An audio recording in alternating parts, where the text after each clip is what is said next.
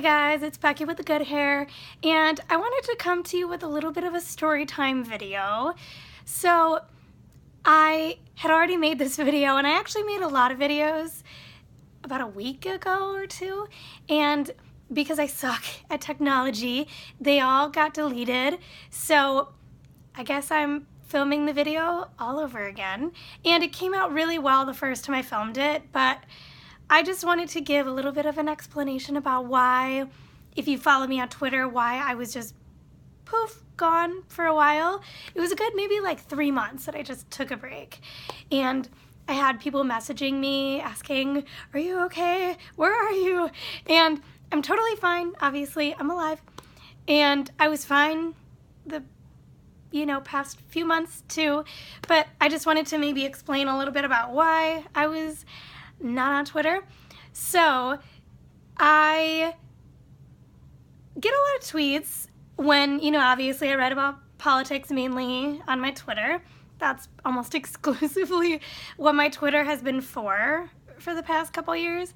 And I had this person who was replying to my tweets, and at first the person seemed fine, and then after a while he seemed to expect me to reply to every single tweet that he was writing to me, and he was messaging me on Twitter, and he found my Instagram and he was messaging me on there, and it just became pretty much a harassing situation.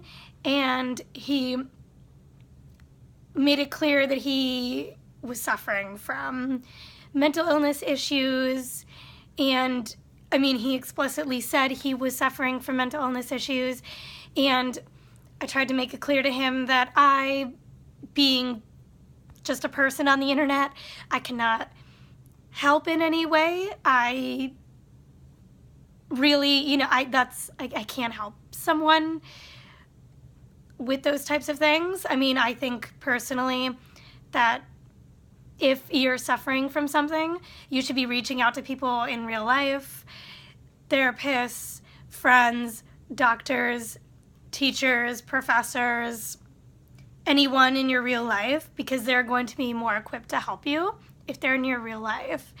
And I made that very clear to him, and he would get really upset with me if I would say, I can't reply to every single message, and it started to become stressful for me and my own mental health, and it got to the point where he would not stop, and I told him, if you don't stop and if you're not patient with me about replying to you, then I'm going to have to block you.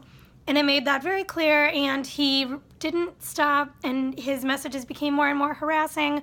So I did block him, and he started tweeting just my full name and tweeting, saying to his Twitter followers and to random people on Twitter that I cannot be trusted, and he started getting another person involved, and he was saying that me and then another one of my Twitter followers, he said we should not be trusted, and he was tweeting just harassing things even though I had already blocked him.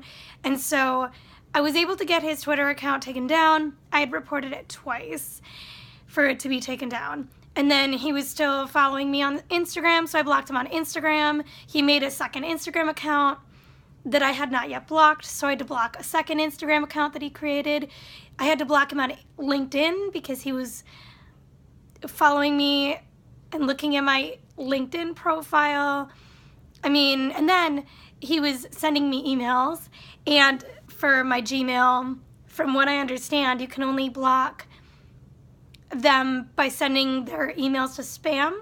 So I would still see his emails on my spam, and he would go back and forth from saying, oh, how are you? I hope you reply, to how dare you not reply to me?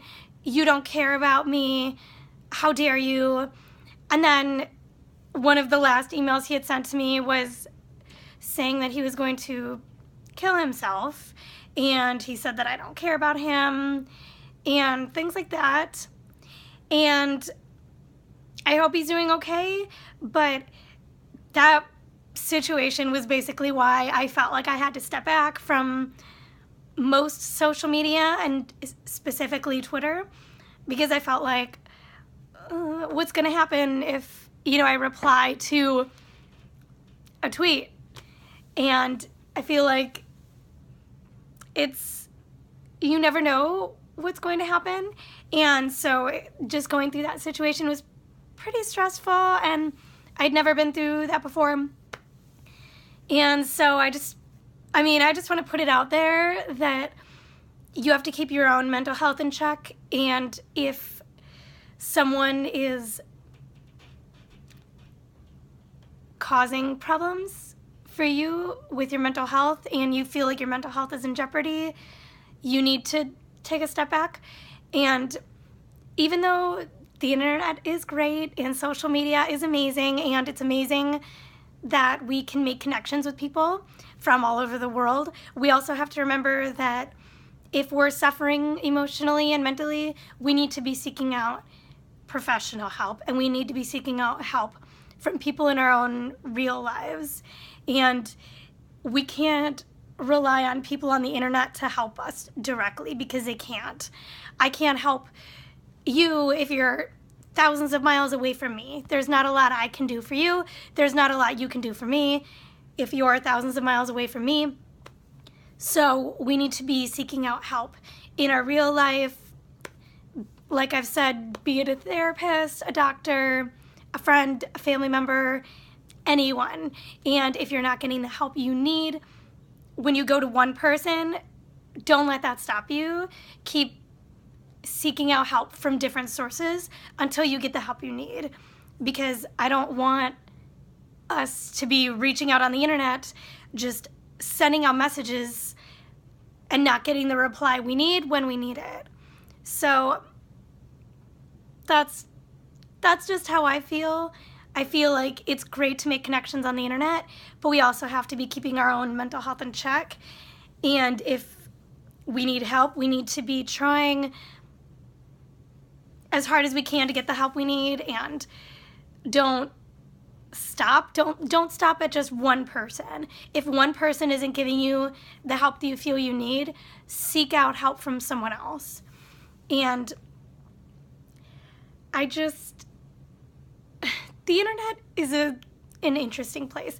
And then when I came back to Twitter and just more usage of social media, I, had this situation in mind already, and, remembered that, I need to be more cautious and everything. And I received messages from someone else saying that he lived near me and he loved me and was in love with me, and that he wanted to meet me sometime and take a photo with me because he's a fan of mine. And before I blocked, he had reached out to me on my blog and on my YouTube and on Instagram, and I made sure to block him on everything. But before I blocked him, I saw, according to his Instagram, that he was living in California, which was strange because I live in Wisconsin. So I don't know why he said he lived near me. I don't know if he was trying to scare me or if he was messing with me, but just be careful on the internet, I guess, is the message I want to send with this video. Just be cautious. Don't be afraid to take a step back. And if you need a break from social media, that's perfectly fine. Actually, I think breaks from social media help. I think it helped me a lot, and it taught me a lot about what I can handle emotionally and mentally. And if you need breaks, if you need to take a step back from your own for your own mental health, by all means, do it. It can do nothing but help you. So I will talk to you guys later in my next video. See ya. Bye.